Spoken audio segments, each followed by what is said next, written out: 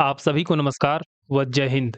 साथियों, बिहार शिक्षक भर्ती 2023 के तहत जो भी साथी माध्यमिक शिक्षक का फॉर्म विज्ञान विषय से अप्लाई किए हैं, उनके लिए कंप्लीट क्रैश कोर्स चलाई जा रही है, जिसके तहत आज हम डिस्कस करेंगे अपने लेक्चर नंबर 1 की। तो चलते हैं अपने लेक्चर नंबर 1 की तरफ। दोस्तों, आज हमारा टॉपिक जो होगा वो फिजिक्स से रिलेटेड होगा, जिसमें हम बात करेंगे लाइट रिफ्लेक्शन एंड रिफ्रैक्शन, प्रकाश परावर्तन और अपवर्तन। यह जो टॉपिक है साथियों, रिफ्लेक्शन का टॉपिक ही अपने आप में बहुत बड़ा टॉपिक है। इसके तहत इस वीडियो में जो भी कॉन्सेप्ट्स इससे रिलेटेड होंगे, जहाँ से भी क्वेश्चंस आने की प्रोबेबिलिटी सबसे अधिक होगी, उन सभी कॉन्सेप्ट्स को मैं इस वीडियो में डिस्कस किया हूँ। तो रिफ्लेक्शन को समझने से पहले साथियों आइए समझ लेते हैं व्हाट इज लाइट। लाइट क्या है? लाइट एक विद्युत चुम्बकीय तरंगे होती हैं जो किसी भी वेवलेंथ की हो सकती हैं, चाहे वो हमें दिखाई दें या न दिखाई दें। जैसे इंफ्रारेड रे, gamma ray, X ray, microwaves, radio waves, ये सभी लाइट हैं। भले ये हमें दिखाई नहीं देते, लेकिन ये क्या हैं? लाइट हैं।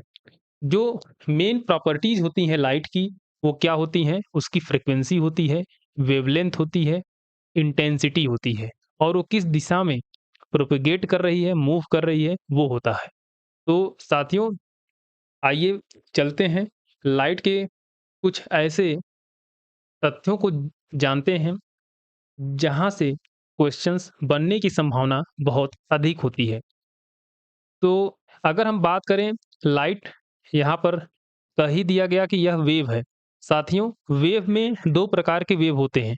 एक होता है लॉन्गिट्यूडिनल वेव और दूसरा होता है ट्रांसवर्स वेव। ट्रांसवर्स वेव, अनुप्रस्थ तरंगे, अनुदैर्ध्य तरंगे और अनुप्रस्थ तरंगे। तो लाइट कौन सा वेव है? लाइट हमारा ट्रांसवर्स वेव होता है, अनुप्रस्थ तरंगे होती हैं। अब ऐसी कौन सा फिनोमेना जो लाइट को ट्रांसवर्स वेव प्रूफ किया, उस फिनोमेना का नाम है पोलराइजेशन, ध्रुवीकरण। ध्रुवीकरण ही एक ऐसी घटना है जिसने लाइट को क्या बताया कि लाइट अनुप्रस्थ तरंगे हैं। ऐसे ही तमाम तथ्यों को आज हम लाइट से जुड़ी इस वीडियो में देखेंगे। इसके तहत जो और आगे हम बात करने वाले हैं नेचर ऑफ लाइट की। लाइट जो है दोस्तों, डुअल नेचर शो करता है। डुअल नेचर, पहला नेचर इसका है वेव नेचर और दूसरा नेचर है पार्टिकल नेचर। फिजिक्स में ऐसे कौन-कौन से घटनाएं हैं जो यह प्रूफ करती हैं कि लाइट वेव्स हैं? उन घटनाओं के बारे में मैं यहाँ बता रहा हूँ आपको। पहली घटना है इंटरफेरेंस ऑफ लाइट। इंटरफेरेंस, जिसे हिंदी में कहते हैं व्यतिकरण। और दूसरी घटना है डाइफ्रैक्शन, विवर्तन जिसे कहते हैं। और तीसरी घटना है पोलराइजेशन, ध्रुवीकरण। ये तीनों घटनाएं लाइट को क्या प्रूफ करती हैं कि लाइट क्या है? एक वेव है। और जो हमारी दूसरा पार्ट है डुअल नेचर का, वो है पार्टिकल नेचर। इसके तहत पहली घटना जो इसे पार्टिकल प्रूफ करती है, वो है कॉम्पटन इफेक्ट, और दूसरी घटना का नाम है फोटो इलेक्ट्रिक इफेक्ट। साथियों, यहाँ से क्वेश्चन बहुत ही ज़्यादा फ्रेम किए जाते हैं, क्योंकि आपसे क्वेश्चन में पूछ दिया जाएगा कि कौन सी घटना ऐसी है जो बताती है कि लाइट क्या है? पार्टिकल है, पार्टिकल नेचर शो करता है। तो इनमें से किसी एक घटनाओं का नाम दिया ही गया होगा उस प्रश्न में। और या तो आपसे पूछा जाएगा कि लाइट अगर वेव नेचर है, शो करती है, तो कौन सी फिनोमेना उसे रिस्पॉन्ड करती है, बताती है कि लाइट वेव है। तो लाइट के बारे में साथियों, ये कुछ बहुत ही इम्पोर्टेंट तथ्य हो गए। आप जानते ही हैं लाइट की स्पीड जो होती है वो 3 लाख किलोमीटर पर सेकंड होता है। ये जो स्पीड होती है, इस स्पीड से ज़्यादा स्पीड किसी भी चीज़ की नहीं है यूनिवर्स में। इसीलिए इसे फंडामेंटल कांस्टेंट ऑफ नेचर भी कहा गया है, फंडामेंटल कांस्टेंट ऑफ नेचर। अब हम बात करेंगे अपने रिफ्लेक्शन वाले टॉपिक की। रिफ्लेक्शन ऑफ लाइट, जिसे हिंदी में कहते हैं प्रकाश का परावर्तन। साथियों, जब प्रकाश किसी एक माध्यम से किसी सरफेस से टकराती है और पुनः अपने उसी माध्यम में लौट आती है, bouncing back of light in the same medium is called reflection of light. तो उस घटना को हम क्या कहते हैं? प्रकाश का परावर्तन कहते हैं। यहाँ पर आप देख सकते हैं दोस्तों कि ये जो लाइट रे आती है इसको हम इंसिडेंट रे कहते हैं। ये हमारा एक दर्पण है, मिरर है, और ये हमारा अभिलंब है, नॉर्मल। ये लाइट रे आई और मिरर पर इंसिडेंट हुई और फिर वहाँ से रिफ्लेक्ट हो गई, जिसे हम रिफ्लेक्टेड रे इसको कहेंगे। अभिलंब से जितना एंगल यह इंसिडेंट रे बनाती है उसे हम इंसिडेंट एंगल कहते हैं। इसी नॉर्मल से जो रिफ्लेक्टेड रे जितना एंगल बनाती है उसे हम रिफ्लेक्टेड रे कहते हैं, रिफ्लेक्टेड एंगल कहते हैं, परावर्तित कोण कहते हैं। साथियों, इसके तहत 2 नियम दिए गए हैं रिफ्लेक्शन ऑफ लाइट के लिए। पहला नियम यह है कि जो इंसिडेंट रे होता है और रिफ्लेक्टेड रे होता है और नॉर्मल, यह जो हमारा अभिलंब होता है, ये तीनों एक ही पॉइंट पर, एक ही तल में लाई करते हैं। तो देख लेते हैं, ये हमारा मिरर है। अगर हम बात करें तो ये इंसिडेंट रे, रिफ्लेक्टेड रे और या नॉर्मल, ये सभी एक ही पॉइंट पर, एक ही तल में लाई कर रहे हैं।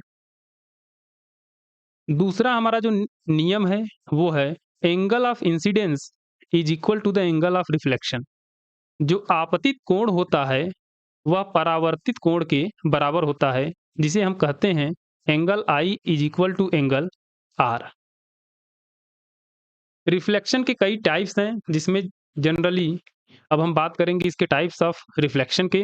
तो पहला हम बात करेंगे रेगुलर रिफ्लेक्शन की, जिसे हम स्पेकुलर रिफ्लेक्शन भी कहते हैं। रेगुलर रिफ्लेक्शन उस रिफ्लेक्शन को कहते हैं जिसके तहत हर एक पॉइंट ऑफ इंसिडेंस के सापेक्ष एक ही रिफ्लेक्टेड रे होती है। हर एक पॉइंट ऑफ इंसिडेंस के सापेक्ष एक ही रिफ्लेक्टेड रे होती है, जिसके तहत एक क्लियर इमेज बनता है, एक क्लियर इमेज बनता है। और इस प्रकार की रिफ्लेक्शन को बेस्ट रिफ्लेक्शन माना जाता है। जैसे जब हम अपना इमेज मिरर में देखते हैं,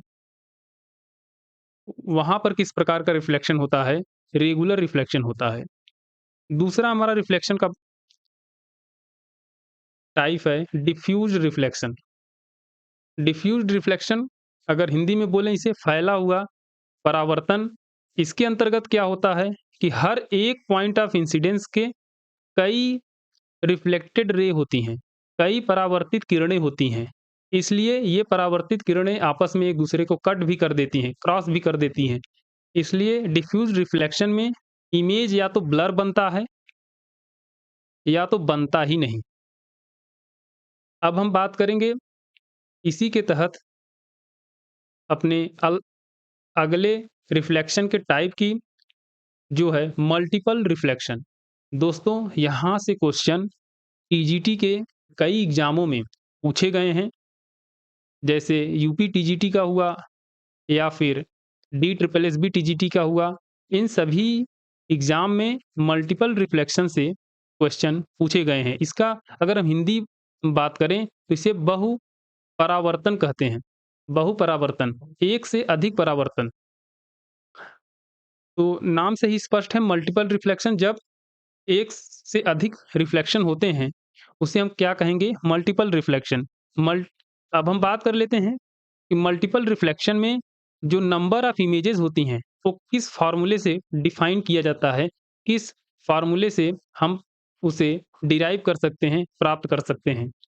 तो दोस्तों, यहाँ पर लिखा गया है कि multiple images are the images that are formed whenever two or more than two mirrors are kept in front of each other, जब दो या दो से अधिक मिरर एक दूसरे के साथ रखे जाते हैं तब मल्टीपल इमेजेस बनती हैं। यहाँ पर आप देख सकते हैं दो मिरर हैं, दो मिरर को एक साथ परपेंडिकुलर एक दूसरे के 90 डिग्री पर रखा गया है और इन्हीं दोनों के बीच में ये हमारा मोमबत्ती, जलती हुई मोमबत्ती रखी गई है। इसका आप इमेज देखते होंगे, 3 इमेज बन रहा है, 1, 2 और 3। ये जो नंबर ऑफ इमेजेस कितने बनेंगे, इसे प्राप्त करने के लिए एक बहुत ही सीधा क्लियर कट फ़ॉर्मूला है। आप इसे अगर याद कर लेते हैं तो एग्ज़ाम में ऐसे क्वेश्चंस को आप बहुत ही कम समय में सॉल्व कर लेंगे। जो है capital N equal to 360 degree upon theta -1। अगर ऑब्जेक्ट हमारा एसिमेट्रिक है, एसिमेट्रिक मतलब उसका राइट हैंड साइड और लेफ्ट हैंड साइड बराबर न हो, उस केस में क्या होता है कि अगर 360 डिग्री अपॉन थीटा की वैल्यू इवन आती है, तब नंबर ऑफ इमेजेस कितने बनेंगे? 360 डिग्री अपॉन थीटा -1। अगर 360 degree theta upon 360 degree upon theta odd आती है इसकी वैल्यू, तो नंबर ऑफ इमेजेस जो बनेंगे वो 360 डिग्री अपॉन थीटा बनेंगे। ये साथियों किस केस के लिए है? एसिमेट्रिक केस के लिए है। वह बॉडी ऑब्जेक्ट जिसका लेफ्ट हैंड साइड और राइट हैंड साइड बराबर न हो। और दूसरा हमारा जो केस है वो है सिमेट्रिक से। अगर जैसे हमारा सर्कल होता है या सिमेट्रिक होता है, जितना इधर भाग डेवलप हुआ होता है उतना ही इधर हुआ होता है। तो ह्यूमन बॉडी जो होती है सिमेट्रिक होती है।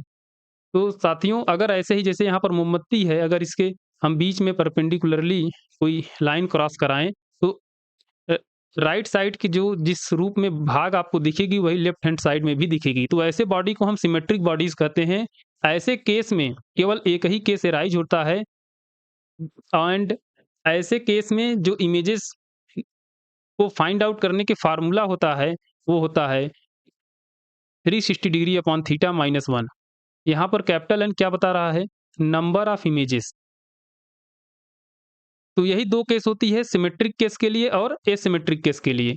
तो ये केस हमेशा जनरल केस के लिए अप्लाई होता है। अगर कुछ भी नहीं दिया है एसिमेट्रिक और सिमेट्रिक तो हम यही जनरल केस अप्लाई कर देंगे। जैसे इस केस में अगर हम यहाँ अप्लाई करें, मोमबत्ती वाले केस में, तो इन दोनों मिरर के बीच जो एंगल है हमारा थीटा की वैल्यू कितनी है? 90 डिग्री। तो नंबर ऑफ इमेजेस की संख्या जो हो जाएगी वो 360 डिग्री अपॉन 90 डिग्री -1। तो अगर हम इसे सॉल्व करें तो यहाँ पर आ जाएगा 3। आप देख सकते हैं यहाँ पर 3 इमेजेस बन भी रहे हैं और यहाँ थ्योरेटिकली 3 इमेजेस इस फ़ॉर्मूले से प्राप्त भी हो गए हमें। ऐसे ही आप कम समय में इस प्रकार के क्वेश्चन को आप सॉल्व कर सकते हैं। ऐसे जो भी कॉन्सेप्ट्स इस टॉपिक से रिलेटेड होंगे इस पर यहाँ पर डिस्कस किया जाएगा। अब हम बात करेंगे अपने अगले पॉइंट की तरफ जो टाइप्स ऑफ मिरर से रिलेटेड होगा। दर्पण के प्रकार। साथियों जो रिफ्लेक्शन होता है वह एक पॉलिश्ड सरफेस से होता है। उस पॉलिश्ड सरफेस को हम मिरर कहते हैं। मिरर 2 टाइप्स के होते हैं, प्लेन मिरर और स्फेरिकल मिरर। अगर हम प्लेन मिरर की बात करें, समतल दर्पण की बात करें, तो इसके द्वारा जो इमेज बनता है उसकी कुछ कैरेक्टरिस्टिक्स होती हैं। जैसे जो पहली कैरेक्टरिस्टिक है, जो इमेज की साइज होगी वही साइज ऑब्जेक्ट की होगी। जो इमेज बनाई जाएगी प्लेन मिरर के द्वारा उसकी जो साइज होगी वह ऑब्जेक्ट के साइज के बराबर होगी। दूसरा जो कैरेक्टरिस्टिक है, पोजीशन जो होगी इमेज की, जो मिरर के द्वारा बनाई जाएगी इमेज उसकी जो पोजीशन होगी वो ऑब्जेक्ट के पोजीशन के बराबर होगी। The position of the image beyond the mirror. अगर कोई मिरर है, इसके पीछे जो इमेज बन रही है उसकी पोजीशन जो है ऑब्जेक्ट जो यहाँ इन फ्रंट ऑफ द मिरर है उसके पोजीशन के बराबर होगी। तीसरा जो है कैरेक्टरिस्टिक, इमेज जो प्लेन मिरर बनाती है वह हमेशा वर्चुअल इमेज बनाती है, आभासी प्रतिबिंब बनाती है। अगला जो हमारा कैरेक्टरिस्टिक है वो है image obtained in the plane mirror is always erect. हमेशा सीधा होता है। जो इमेज बनाएगी समतल दर्पण, वह हमेशा सीधा प्रतिबिंब बनाती है। लास्ट जो हमारा कैरेक्टरिस्टिक है, वो है लेटरल इन्वर्जन के फिनोमेना से। लेटरल इन्वर्जन की फिनोमेना प्लेन मिरर में देखी जाती है। इसका मतलब ये होता है साथियों कि जो हमारा राइट होगा वह मिरर में लेफ्ट दिखेगा और जो हमारा लेफ्ट होगा वह मिरर में राइट दिखेगा। इसी को हम लेटरल इन्वर्जन फिनोमेना कहते हैं। यह प्लेन मिरर में दिखती है। अब हम बात करेंगे एक ऐसे कॉन्सेप्ट्स की जहां से प्रायः क्वेश्चन बहुत फ्रेम किए जाते हैं एग्जाम्स में, कि the minimum length of plane mirror required to see full image is 1/2 of his individual sight। अगर कोई पर्सन है वह अपना पूरा इमेज एक प्लेन मिरर में देखना चाहता है, तो प्लेन मिरर की कितनी कम से कम लंबाई होनी चाहिए जिससे वह अपना पूरा इमेज कंप्लीट इमेज देख पाए। तो उसके लिए साथियों इसका जो जवाब होगा वो है उसके हाइट का, उस पर्सन के हाइट का आधे हाइट का अगर हम मिरर यूज करें तो हम क्या वह पर्सन अपना फुल इमेज देख पाएगा। तो ऐसा क्यों होता है साथियों? जैसे अगर ये कोई पर्सन है, इसके समक्ष अगर इसके हाइट के आधे हाइट का मिरर हम ले लेते हैं, इसके आधे हाइट का अगर हम मिरर ले लेते हैं, तो जो नीचे वाला पॉइंट है, इसका पैर आप फुट देख रहे होंगे, यहाँ से कोई रे ऑफ लाइट आएगी, इस पॉइंट पर पड़ेगी और सीधा ये हमारे आँखों तक पहुँचेगी। उसकी आँखों तक पहुँचेगी, जिसके वजह से वह अपने फीट को इस मिरर में देख पाएगा और ये जो फ्रंट वाली लाइट है, इसके वजह से ये अपना फ़ोरहेड देख पाएगा। तो जो मिनिमम लेंथ होगी, वह होगी उस पर्सन के लेंथ के आधे के बराबर की अगर मिरर की लेंथ है, तो वह पर्सन अपना फुल हाइट देख पाएगा। अब हम बात करते हैं अपने अगले मिरर की, जो है स्फेरिकल मिरर। स्फेरिकल मिरर साथियों क्या होता है? यह भी एक रिफ्लेक्टिंग सरफेस है। यह भी एक परावर्त परावर्तन करने वाले सतह ही होते हैं, जो एक हॉलो स्फीयर के भाग होते हैं। यहाँ पर आप देख सकते हैं यह एक हॉलो स्फीयर है, इसका ही एक क्या है यह भाग है। स्फेरिकल मिरर 2 टाइप्स के होते हैं, कन्वेक्स मिरर उत्तल दर्पण और कॉनकेव मिरर अवतल दर्पण। तो आप देख सकते हैं कि जो कन्वेक्स मिरर होता है, उसकी अंदर की साइड जो होती है वो कोटेड होती है। यहाँ पर देखिए अंदर की साइड कोटेड है और जो बाहर की साइड होती है वो रिफ्लेक्टिंग सरफेस होती है। तो साथियों अगर हम यहाँ पर बात करें, जो नीचे यहाँ इमेजेस दी गई हैं, तो ये जो हमारा है, ये है हमारा उत्तल दर्पण कन्वेक्स मिरर और ये जो हमारा है अवतल दर्पण। क्योंकि इसकी जो रिफ्लेक्टिंग अवतल दर्पण में अंदर की साइड क्या होगी? रिफ्लेक्टिंग सरफेस होगी और बाहर की साइड पॉलिश्ड सरफेस होगी। और उत्तल दर्पण के केस में क्या होगा? बाहर की साइड क्या होगी हमारी? रिफ्लेक्टिंग सरफेस होगी जहां से परावर्तन होगा और पीछे के साइड जो होगा वो क्या होगा हमारा? कोटेड सरफेस होगा। तो साथियों आप यहाँ पर देख सकते हैं कि ये जो हमारा कनकेव मिरर है और ये हमारा कन्वेक्स मिरर है, ये दोनों क्या हैं? एक हॉलो स्फीयर के ही भाग हैं, concave surface and convex surface. अब हम आगे बात करते हैं अपने स्फेरिकल मिरर को और डिटेल में समझेंगे। जो बेसिक टर्मिनोलॉजीज हैं स्फेरिकल मिरर को समझने के लिए, आइए उनकी चर्चा करते हैं। पहली चीज है पोल।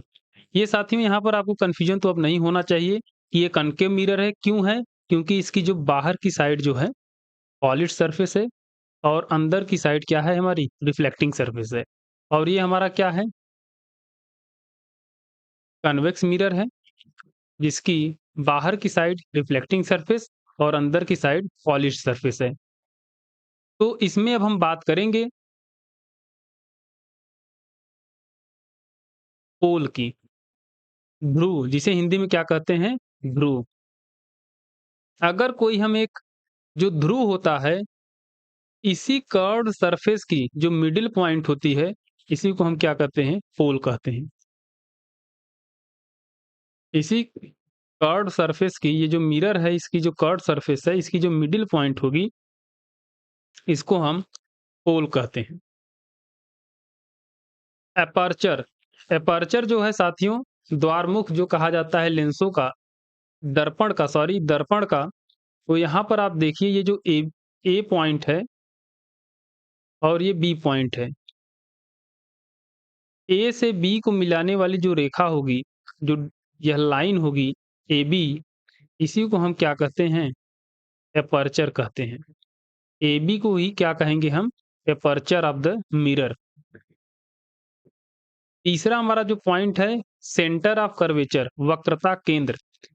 अभी हमने पिछले स्लाइड में बात किया है कि ये जो कॉन्केव मिरर और कन्वेक्स मिरर हैं, ये सभी स्फेरिकल हॉलो स्फीयर के एक भाग होते हैं। तो अगर ये भी क्या है साथियों, कॉन्केव मिरर हॉलो स्फीयर एक किसी स्फीयर का भाग होगा, अगर हम इसे कंप्लीट कर दें यहाँ से, कुछ इस तरह, यह स्फीयर का एक भाग है, जिसका जो है ये सेंटर है। उस हॉलो स्फीयर का क्या है? यह सेंटर होगा। इसी सेंटर को हम क्या कहेंगे? Centre of curvature of the concave mirror, C से डिनोट किया जाता है साथियों। वक्रता केंद्र कहा जाता है अवतल दर्पण का या दर्पण का। रेडियस ऑफ कर्वेचर की अगर बात करें, तो पोल से वक्रता केंद्र के बीच की जो दूरी होती है, उसे हम रेडियस ऑफ कर्वेचर कहते हैं, आर से डिनोट करते हैं। फोकस, जो भी लाइट रेस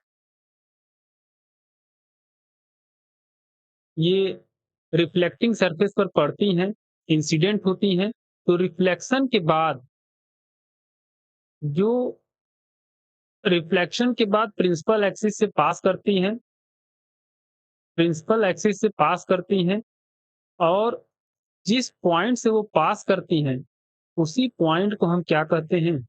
फोकस कहते हैं। तो इसे हम स्मॉल एच से रिप्रेजेंट करते हैं साथियों।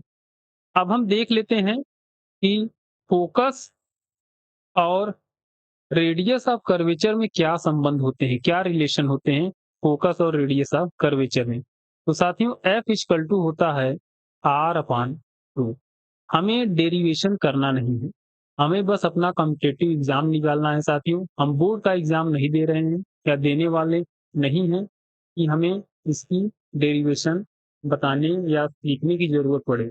हम उसको बोर्ड में कर चुके हैं। यहाँ पर हमें जॉब चाहिए, हम एक सीट अपना लेना चाहते हैं, तो हम केवल, और हमारे पास समय भी कम है, तो हम जो भी फॉर्मूलेज होंगे उन्हें क्रिस्प एंड कंसाइज वे में समझेंगे और उनका एप्लीकेशन देख लेंगे कि इसे अप्लाई कैसे किया जाता है। तो ये हमारा रिलेशन हो जाएगा साथियों फोकस और रेडियस ऑफ कर्वेचर के बीच में। अगर हम इसे लिख सकते हैं आर इक्वल टू 2f।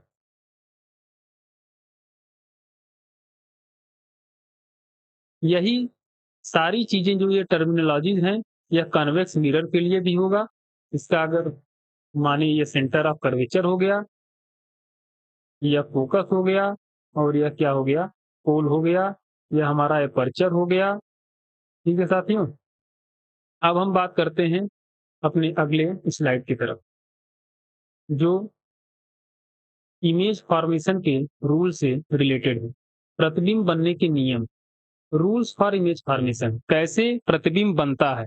आइए देख लेते हैं कौन कौन से नियम हैं जिनसे हम आसानी से हम डायग्राम बना सकते हैं कि कैसे प्रतिबिंब बनता है और क्या नियम है प्रतिबिंब बनने के। साथियों अभी हम यह जान पाए हैं कि कन्वेक्स मिरर क्या होता है और कनकेव मिरर क्या होता है। तो ये हमारा क्या है? कनकेव मिरर है, और ये हमारा है कन्वेक्स मिरर है। यहाँ पर जो पहला नियम साथियों कहता है कि जो भी ये हमारा क्या है प्रिंसिपल एक्सिस, ये सेंटर ऑफ कर्वेचर हो गया या फोकस हो गया या पोल हो गया, ये हमारी इंसिडेंट लाइट है। इंसिडेंट लाइट, जो भी लाइट रेज, ऐसी लाइट रेज जो प्रिंसिपल एक्सिस के पैरेलल हो, वो रिफ्लेक्शन के बाद फोकस से ही पास होती है। यह पहला रूल कहता है। यह पहला रूल कहता है साथियों कि जो भी लाइट रेज प्रिंसिपल एक्सिस के पैरेलल होंगी, वो रिफ्लेक्शन के बाद, स्फेरिकल सरफेस के रिफ्लेक्शन के बाद फोकस से पास होंगी। और अगर इस कन्वेक्स मिरर के केस में देखें, तो जो भी लाइट रेज प्रिंसिपल एक्सिस के पैरेलल होंगी, वो रिफ्लेक्शन के बाद कन्वेक्स सरफेस के रिफ्लेक्शन के बाद वो फोकस से आती हुई प्रतीत नजर आएंगी। ये देखिए, यहाँ से रिफ्लेक्ट हो गया, अगर इस डॉटेड लाइन को अगर हम बढ़ाएं, ये फोकस तक आएगा। तो अगर हम दूसरे अपने रूल की बात करें, तो वे सभी किरणें जो फोकस से पास करती हैं, रिफ्लेक्शन के बाद वो प्रिंसिपल एक्सिस के पैरेलल हो जाती है। यहाँ पर भी आप देखिए, वो सभी एक्सिस जो फोकस की तरफ आती हुई प्रतीत होती हैं, वो रिफ्लेक्शन के बाद प्रिंसिपल एक्सिस के पैरेलल हो जाती है। तीसरा हमारा जो रूल कहता है कि वे सभी लाइट रेज जो सेंटर ऑफ कर्वेचर से पास होती हैं और रिफ्लेक्टिंग सरफेस पर पड़ती हैं, तो रिफ्लेक्शन के बाद वह अपने पाथ पर पुनः लौट जाती है। इधर से लाइट रे आई, सेंटर ऑफ कर्वेचर से मिरर पर पड़ी और फिर यह अपने उसी पाथ पर लौट गई। यहाँ उसी पाथ पर लौटती हुई प्रतीत नजर आएगी, क्योंकि यह कन्वेक्स मिरर है। इसका जो सेंटर ऑफ कर्वेचर और फोकस है, वो बिहाइंड द मिरर लाई करता है। जो हमारा चौथा रूल है साथियों, कि वे सभी लाइट रेज जो डायरेक्टली पोल पर इंसिडेंट होती हैं, पड़ती हैं, वो रिफ्लेक्शन के बाद उतने ही एंगल में क्या होती हैं, सेम एंगल में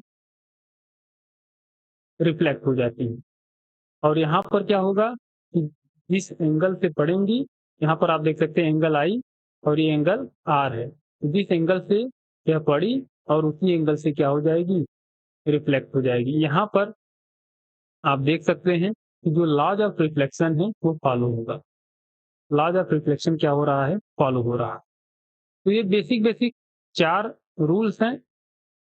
और अब हम आगे बात करेंगे कि जो कन्वेक्स और कॉन्केव मिरर है, इनके द्वारा जो इमेज फॉर्मेशन है वो कैसे होता है। Image formation by concave mirror. Concave mirror में शुरू में ही बताया गया है कि रिफ्लेक्टिंग सरफेस अंदर की साइड होता है और पॉलिश सरफेस बाहर की साइड होता है। साथियों, अगर हम ऑब्जेक्ट की पोजीशन के आधार पर, पोजीशन किसकी मिलेगी, हमें इमेज की मिलेगी और इमेज की साइज भी हमें मिल जाएगी। और कैसा नेचर ऑफ इमेजेस है, ये आपको तैयार करना बहुत ही ज़्यादा ज़रूरी है। यहाँ से कुछ क्वेश्चन सीधे डायरेक्टली पूछ लिए जाते हैं एग्जाम्स में। अब हम बात करेंगे, अगर हमारा, एक बार देख लेते हैं, अगर हमारा ऑब्जेक्ट इंफिनिटी पर हो, तो जो इमेज बनेगा उसकी पोजीशन क्या होगी, फोकस पर होगी। ये हमारा ऑब्जेक्ट इंफिनिटी पर है, जो इमेज बन रहा है, हमारा पॉइंट ऑब्जेक्ट बन रहा है, पॉइंट साइज का ऑब्जेक्ट, पॉइंट साइज, ये जो हमारा ऑब्जेक्ट था काफी आप देख रहे हैं बड़ा है, लेकिन जो रिफ्लेक्शन के बाद जो हमारा इमेज बन रहा है कॉन्केव मिरर के द्वारा, वह फोकस पर इमेज बन रहा है और जिसकी साइज क्या है, पॉइंट साइज की है, जो बहुत ही छोटी है। इसका नेचर कैसा होगा, रियल और इन्वर्टेड होगा, वास्तविक और उल्टा होगा। अगर सेंटर ऑफ कर्वेचर पर यहाँ पर आप देख सकते हैं अगर सेंटर ऑफ कर्वेचर पर ऑब्जेक्ट रखा जाए, तो वह सेंटर ऑफ कर्वेचर पर ही बनेगा, लेकिन कैसा होगा, सेम साइज का होगा। आप देख सकते हैं हूबहू वही साइज है और रियल एंड इन्वर्टेड होगा। रियल होगा क्यों, क्योंकि लाइट रेज एक्चुअल में आके कट कर रही है। और इन्वर्टेड क्यों है, यहाँ आप देख सकते हैं। अगर सी और एफ के बीच में होगा, तो बियॉन्ड सी होगा। सी और F, C centre of curvature और फोकस के बीच में होगा अगर, तो क्या होगा, बियॉन्ड सी होगा।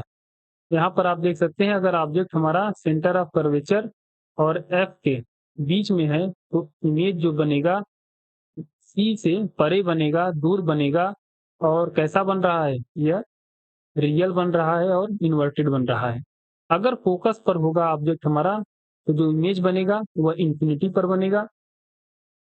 फोकस पर है तो इमेज जो है इंफिनिटी पर बनेगा, और यह कैसा बनेगा, बहुत ही बड़ा बनेगा, एनलार्ज बनेगा। और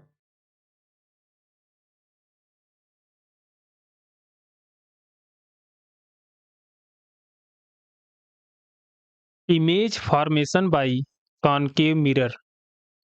दोस्तों, जो कॉनकेव मिरर होता है, पहले ही इसमें लेक्चर में बताया गया है कि उसके अंदर की जो पार्ट होती है वो हमारा रिफ्लेक्टिंग पार्ट होती है, और बाहर की पार्ट जो होती है वो हमारा पॉलिश्ड सरफेस वाली पार्ट होती है। मतलब रिफ्लेक्शन जो होता है अंदर के भाग से होता है। तो यहाँ पर आप देख सकते हैं ये कुछ इमेजेस बन रहे हैं अलग-अलग पोजीशन पे रखे हुए ऑब्जेक्ट्स के। तो देख लेते हैं, यहाँ से डायरेक्टली क्वेश्चन पूछे जाते हैं एग्जाम में। अगर ऑब्जेक्ट इन्फिनिटी पर है तो उसका जो इमेज बनेगा वो फोकस पर बनेगा। देखिए यहाँ पर अगर ऑब्जेक्ट इन्फिनिटी पर है तो जो इमेज बन रहा है वो फोकस पर बन रहा है, और यह जो इमेज है ऑब्जेक्ट की साइज आप देख सकते हैं यहाँ पर इतना बड़ा ऑब्जेक्ट है, लेकिन यहाँ पर जो पॉइंट साइज का इमेज बन रहा है जिसे हम कह सकते हैं हाईली डिमिनिश्ड, अत्यंत छोटा। और यह किस प्रकार की इमेज की यह प्रकृति होगी, तो यह इमेज रियल है क्योंकि एक्चुअल में लाइट रेज आके यहाँ पर मिल रही हैं, और कैसी होगी, उल्टा होगी, इन्वर्टेड होगी। दूसरा है, अगर बियॉन्ड सी रखी जाए, सेंटर ऑफ कर्वेचर के से दूर रखी जाए, देखिए यहाँ पर अगर ऑब्जेक्ट यहाँ पर है बियॉन्ड सी, तो जो इमेज बनेगा वो सी और एफ के बीच में बनेगा। चूंकि लाइट रेज एक्चुअल में कट कर रही हैं तो रियल इमेज बनेगा, और कैसा बनेगा, इन्वर्टेड बन रहा है। देखिए साथियों ये इन्वर्टेड इमेज बन रहा है, और जो ऑब्जेक्ट का साइज है वह इमेज के साइज से बड़ा ही है। इसका मतलब कि इमेज का साइज जो है ऑब्जेक्ट के साइज से छोटा है, छोटा इमेज बनेगा यहाँ पे, डिमिनिश्ड हम कह सकते हैं। अगर सेंटर ऑफ कर्वेचर पर कोई ऑब्जेक्ट रखा गया है तो वो सेम साइज का बनेगा, सेंटर ऑफ कर्वेचर पर ही रियल और इन्वर्टेड बनेगा। देखिए यहाँ पर रियल और इन्वर्टेड बना हुआ है। तो इसी तरह साथियों ये सभी चीज़ें जो यहाँ पर हैं लिखी गई हैं, आप इसे पढ़ लीजिए। और इसमें यहाँ पर अलग-अलग जो डायग्राम्स हैं ये मैंने यहाँ पर इंक्लूड कर दिए हैं ताकि आसानी हो इन कॉन्सेप्ट्स को समझने में। एग्जाम्स में सीधे-सीधे क्वेश्चन पूछ लिए जाते हैं कि अगर ऑब्जेक्ट फोकस पर रखा जाए तो क्या पोजीशन होगी इमेज की। साथियों सीधा-सीधा ऑप्शन में इन्फिनिटी अगर दे दिया जाता है, ऐसे 3-4 option focus, infinity, at centre of curvature दे दिया जाता है, तो इसलिए आपको ये जो पूरी चार्ट है अच्छे से आप इसे रिपीट कर लें, क्योंकि क्वेश्चन मैं दिखाऊंगा साथियों प्रैक्टिस सेट में कि एक बिल्कुल डायरेक्ट क्वेश्चन पूछे जाते हैं यहाँ से। अब हम बात करते हैं अपने टाइप्स ऑफ इमेज की। साथियों यहाँ पर आप देख ही रहे हैं कि इमेज कैसा बन रहा है, रियल बन रहा है कनकेव मिरर के केस में। लेकिन एक केस ऐसा है जो अगर ऑब्जेक्ट फोकस और पोल के बीच में रखा जाए तो कैसा बनेगा, वर्चुअल इमेज बनेगा, वर्चुअल और इरेक्ट। तो इसे आप ध्यान में रखिएगा, यह भी एक स्पेशल केस है। तो इमेज जो होते हैं साथियों यह दो प्रकार के होते हैं, एक होता है रियल इमेज और दूसरा हमारा होता है वर्चुअल इमेज। रियल इमेज क्या होता है साथियों, आप देख ही रहे हैं कि रियल इमेज के केस में लाइट रेज एक्चुअल में आके मिल रही हैं, एक दूसरे को क्रॉस कर रही हैं। तो एक्चुअली लाइट रेज एक्चुअल में मीट करती हैं, एक्चुअल में मीट करती हैं, मिलती हैं। लेकिन वर्चुअल के केस में क्या होता है साथियों, देखिए यहाँ पर कि लाइट रेज ऐसा माना जाता है, ऐसा प्रतीत होता है कि जाके मिलेंगी मिरर के पीछे, तब ये आपका इमेज बन रहा है। तो यहाँ पर एपियर्स टू मीट, यहाँ पर प्रतीत होंगी, ऐसे इमेज के केस में लाइट रेज प्रतीत होंगी कि वो जाके मिल रही हैं। और दूसरा अगर प्रॉपर्टीज की बात करें, it can be taken on screen, इसे स्क्रीन पर बनाया जा सकता है लेकिन इसे स्क्रीन पर नहीं बनाया जा सकता। It can not be taken on screen. यह हमेशा साथियों रियल जो इमेज होती है वह हमेशा इन्वर्टेड होती है, उल्टा होती है, लेकिन वर्चुअल इमेज हमेशा इरेक्ट होती है, सीधा होती है हमेशा। तो ये बेसिक बेसिक साथियों डिफरेंस रहा है। अगर हम एग्जाम्पल की बात करें तो जो सिनेमा हॉल में जो इमेजेस स्क्रीन पर बनते हैं वो कैसे होते हैं, रियल इमेजेस होते हैं, वास्तविक प्रतिबिंब होते हैं। और जो मिरर में हम अपना इमेज देखते हैं वो कैसे बनते हैं, क्या होते हैं, वो वर्चुअल इमेज होते हैं, आभासी प्रतिबिंब होते हैं हमारे। अब हम बात करते हैं अपने अगले पॉइंट की तरफ, जो है यूजेज ऑफ कनकेव मिरर्स। साथियों, यूजेज ऑफ कनकेव मिरर्स में काफ़ी यूजेज होते हैं अवतल दर्पण के, जिनमें से जो एग्जाम्स में डायरेक्टली पूछे जाते हैं उन सभी यूजेज को हम डिस्कस कर लेते हैं। जैसे कनकेव मिरर सेविंग मिरर के रूप में यूज होता है। सेविंग मिरर के रूप में यहाँ आप देख सकते हैं यूज किया जाता है, क्योंकि कनकेव मिरर मैग्नीफाइड और इरेक्ट इमेज बनाता है फेस का। दूसरा अगर हम यूज की बात करें तो इसे डॉक्टर हेड मिरर के रूप में भी यूज करते हैं, यूज्ड बाय डॉक्टर। जो ईएनटी वाले, ईयर, नोज और टीथ या थ्रोट वाले जो भी डॉक्टर होते हैं वो कनकेव मिरर का यूज इसलिए करते हैं क्योंकि कनकेव मिरर एक मैग्नीफाइड और इरेक्ट इमेज बनाती है, चाहे वो नोज, थ्रोट, टीथ अगर देखना जो भी हो, उसकी एक इरेक्ट इमेज बनाती है जिससे प्रॉब्लम्स को रेक्टिफाई करना आसान होता है। तीसरा ये है साथियों कि कनकेव मिरर का यूज रिफ्लेक्टर के रूप में होता है। रिफ्लेक्टर मतलब परावर्तक के रूप में कनकेव मिरर का यूज किया जाता है। अब ये परावर्तक चाहे वो टॉर्च लाइट हुए या सर्च लाइट हुआ या जो कार्स की हेडलाइट होती हैं वहाँ पर यूज किया जाता है, या रेलवे इंजन्स जो होती हैं उनमें जो लाइट्स लगी होती हैं वहाँ रिफ्लेक्टर के तौर पर ये कनकेव मिरर यूज किया जाता है। रिफ्लेक्टर के तौर पर इसलिए यूज किया जाता है साथियों क्योंकि कनकेव मिरर एक पैरेलल बीम ऑफ लाइट को एक बेटर वे में प्रोड्यूस करती है, जिससे दूर तक की चीज़ों को आसानी से सीन किया जा सकता है, देखा जा सकता है। अब हम बात करेंगे इसी क्रम में image formation by convex mirror, उत्तल दर्पण के द्वारा प्रतिबिंब का निर्माण। साथियों, जो कन्वेक्स मिरर होता है उस वह दो ही पोजीशन पर ऑब्जेक्ट का इमेज बनाता है। एक तो अगर ऑब्जेक्ट इन्फिनिटी पर है तो जो पोजीशन होगी इमेज की वो बिहाइंड द मिरर बनेगी, प्रिंसिपल फोकस पर। जो फोकस है उस पर बनेगी अगर ऑब्जेक्ट इन्फिनिटी पर है। साथियों, चूंकि यह जो इमेज बन रही है मिरर के पीछे बन रही है, इसलिए कैसा इमेज होगा, यह वर्चुअल इमेज होगा। क्या होगा, वर्चुअल इमेज होगा। और वर्चुअल इमेज कैसा होता है साथियों, इरेक्ट होता है। यहाँ पर आप देख रहे हैं ऑब्जेक्ट की साइज काफ़ी बड़ी है लेकिन इमेज पॉइंट हाईली डिमिनिश्ड बन रहा है, बहुत छोटा बन रहा है, इसलिए इसे हम कहेंगे कि हाईली डिमिनिश्ड इमेज बन रहा है ऑब्जेक्ट का। अगर दूसरा केस ये है, अगर मिरर के पोल और इन्फिनिटी के बीच ऑब्जेक्ट रखा जाए, मिरर का पोल और इन्फिनिटी के बीच ऑब्जेक्ट, इन्फिनिटी अगर यहाँ मान लें, तो अगर ऑब्जेक्ट यहाँ पर बीच में रखा जाए तो जो हमारा पोजीशन होगा इमेज का वो पोल और फोकस के बीच में होगा। कैसा इमेज बनेगा, यह भी बहुत छोटा इमेज बन रहा है, हाईली डिमिनिश्ड। और कैसा बन रहा है इमेज, मिरर के पीछे बन रहा है, इसलिए वर्चुअल है और वर्चुअल इमेज कैसे होते हैं? सीधे होते हैं, इरेक्ट होते हैं।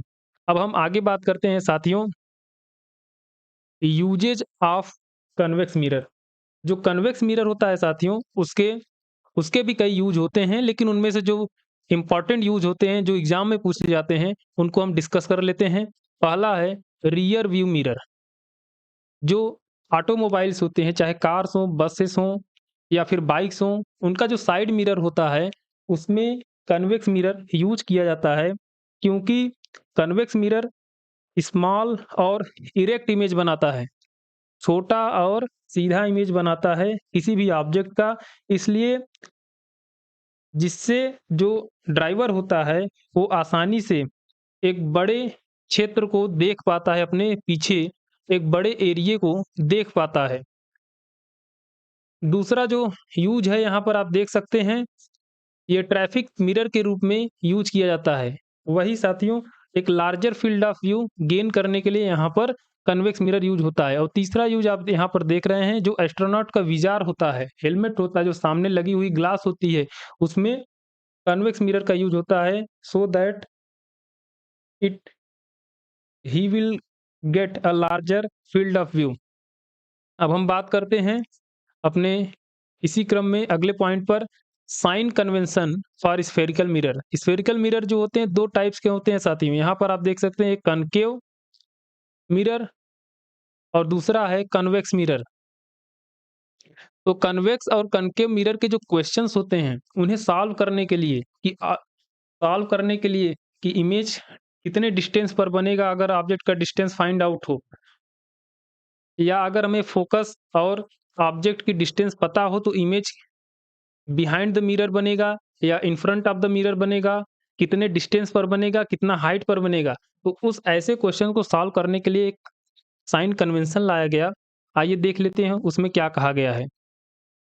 उसमें पहला पॉइंट ये है साथियों, कि जो भी डिस्टेंस मेजर की जाएगी, वह पोल से मेजर की जाएगी।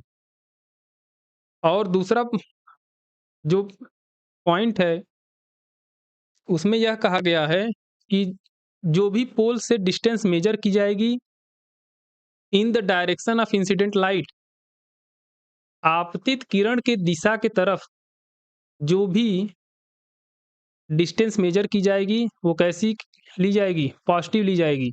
तीसरा पॉइंट ये है कि जो भी डिस्टेंस पोल से इंसिडेंट लाइट के विपरीत मेजर की जाएगी, वो हमेशा नेगेटिव ली जाएगी। और जो चौथा पॉइंट है कि प्रिंसिपल एक्सिस से ऊपर की तरफ जो भी डिस्टेंस मेजर किया जाएगा, वो पॉजिटिव लिया जाएगा। और पाँचवां पॉइंट है कि जो प्रिंसिपल एक्सिस से नीचे की तरफ डिस्टेंस होगा, वो हमेशा नेगेटिव लिया जाएगा। इसी को हम कहते हैं साइन कन्वेंशन। यही केस कन्वेक्स मिरर के संदर्भ में भी लागू होगा, कि जो भी डिस्टेंस हम ऊपर की तरफ लेंगे पॉजिटिव, नीचे की तरफ लेंगे नेगेटिव। डायरेक्शन ऑफ लाइट के केस में लेंगे तो पॉजिटिव, और अगर अपोजिट लेंगे डायरेक्शन ऑफ लाइट के, तो नेगेटिव। यहाँ पर आप देख सकते हैं साथियों, कि जो फोकस होगा और सेंटर ऑफ कर्वेचर होगा, ये कन्वेक्स मिरर के केस में वो बिहाइंड द मिरर होगा, बिहाइंड द मिरर होगा साथियों। अब हम अपने इसी क्रम में अगले पॉइंट पर बात करते हैं, मिरर फार्मूला एंड मैग्निफिकेशन, दर्पण सूत्र और आवर्धन सूत्र। तो साथियों, जो दर्पण सूत्र होता है और आवर्धन सूत्र होता है, वो किस लिए लाया गया? उसका मेन पर्पस यही था कि किसी भी इमेज की डिस्टेंस को फाइंड आउट करना, उसका एक्चुअल पोजीशन कहाँ है, कहाँ वह बन रहा है, मिरर के बिहाइंड बन रहा है या मिरर के सामने बन रहा है, उसकी इमेज की हाइट क्या है। ऐसे क्वेश्चंस के आंसर देने के लिए एक फार्मूला लाई गई, जिसे मिरर फार्मूला कहा जाता है। तो अब हम पहले मिरर फार्मूला के बारे में चर्चा कर लेते हैं। साथियों, हम बोर्ड एग्जाम्स या इंटरमीडिएट एग्जाम्स की परीक्षा नहीं दे रहे हैं, जहाँ पर हमें एक डिटेल्ड प्रूफ की ज़रूरत होगी। यहाँ पर हम सीधे-सीधे हम फार्मूला को देख लेते हैं, उसके टर्म्स को समझ लेते हैं और उसकी एप्लीकेशन कैसे इसे अप्लाई किया जाएगा, वो देख लेते हैं। यही हमारे लिए बहुत ज़्यादा इम्पोर्टेंट होगा एग्ज़ाम्स को क्रैक करने के लिए। तो मिरर जो फार्मूला होता है साथियों, वो होता है 1/f = 1/u + 1/v। यहाँ पर जो एफ है ये है फोकल लेंथ, जो फोकल लेंथ है एफ है। यू क्या है साथियों? यू हमारा है object distance, distance of object, और ये है इमेज डिस्टेंस, इमेज का डिस्टेंस है ये। तो इसमें इस फॉर्मूले का उपयोग करके हम किसी भी क्वेश्चन को सॉल्व कर सकते हैं साथियों। अब बस बात यही होगी कि जो हमारा फोकस होगा और सेंटर ऑफ कर्वेचर होगा कन्वेक्स मिरर के केस में वह बिहाइंड द मिरर होता है। इसलिए जो फोकल लेंथ होगा हमेशा कन्वेक्स मिरर के केस में फोकल लेंथ दोस्तों हमेशा पॉजिटिव लिया जाता है, और इसीलिए रेडियस ऑफ जो कर्वेचर होगा वह भी पॉजिटिव होगा। लेकिन अगर हम बात करें कनकेव मिरर की, कनकेव मिरर के केस में जो फोकल लेंथ होगा हमारा वो निगेटिव होगा, और जो रेडियस ऑफ कर्वेचर होगा वह भी निगेटिव होगा। अगर हम ऑब्जेक्ट की बात करें तो ऑब्जेक्ट कनकेव मिरर के केस में निगेटिव होगा, और जो इमेज का डिस्टेंस होगा वह निगेटिव, 5 केस में निगेटिव ही होता है, एक वर्चुअल वाले केस में पॉजिटिव हो जाता है। और इस केस में अगर देखें तो हमेशा जो ऑब्जेक्ट का जो साइन कन्वेंशन के आधार पर ऑब्जेक्ट का जो हमेशा किस में लेंगे हम निगेटिव में, और जो इमेज बनेगा हमेशा बिहाइंड द मिरर बनता है, इसलिए हमेशा इसे पॉजिटिव ही लेते हैं। तो ये कुछ कन्वेंशन रूल होते हैं जिनका अगर आप अच्छे से अवलोकन करेंगे, समझेंगे, तो आपको यह बहुत ही सहूलियत प्रदान करेगा क्वेश्चंस को सॉल्व करने में। अब हम बात करते हैं अपने मैग्नीफिकेशन फार्मूला की। जो ये मैग्नीफिकेशन आवर्धन सूत्र कहते हैं साथियों। तो आवर्धन सूत्र जो है इसका फार्मूला जो है इसे रिप्रेजेंट करते हैं स्मॉल एम से। तो स्मॉल एम इक्वल टू होता है आई अपॉन ओ। साथियों इसका मतलब होता है कि height of image to the height of object, the ratio of height of image to the height of object is called magnification of the mirror. तो यहाँ पर अगर ये न्यूमेरिकल वैल्यू को अगर हम ध्यान में इसके आधार पर जो इसकी डेफिनेशन बनाई गई है उसको साइड में कर दें, तो मैग्निफिकेशन जो होता है यह, अगर बात करें एक इसके क्वालिटेटिव डेफिनेशन की, तो मैग्निफिकेशन जो होता है मिरर का उसकी क्षमता होती है कि वह ऑब्जेक्ट का जो हाइट है उसके मुकाबले इमेज की कितने हाइट को वो ग्रेड, जो हमारा ऑब्जेक्ट का हाइट है उस उसको वो कितना बढ़ाकर या कितना घटाकर इमेज के रूप में परिवर्तित कर रहा है। तो वही हमारा क्या होती है, वही क्षमता जो होती है वही आवर्धन क्षमता होती है, मैग्निफिकेशन फार्मूला होता है। तो डेरिवेशन के आधार पर इसे आप लिख सकते हैं h2 अपॉन h1, यही हो गया हाइट ऑफ इमेज, और ये हो गया हाइट ऑफ ऑब्जेक्ट, और जो किसके बराबर होता है माइनस भी अपॉन यू के। तो ये इसे आप अपने नोट्स में नोट कर लेंगे, वरना आप 2-4 बार वीडियो देख लेंगे तो ये आपके सब कुछ तैयार हो जाएगा। तो साथियों अगर हम बात करें मैग्निफिकेशन फार्मूला के अलग-अलग पॉइंट्स की, तो अगर मैग्निफिकेशन फार्मूला, अगर मैग्निफिकेशन का मैग्नीट्यूड 1 के बराबर होगा, तो जो इमेज का हाइट होगा वही ऑब्जेक्ट की हाइट होगी। मतलब कि जो इमेज बनेगा वह हूबहू ऑब्जेक्ट के इमेज के बराबर होगी। अगर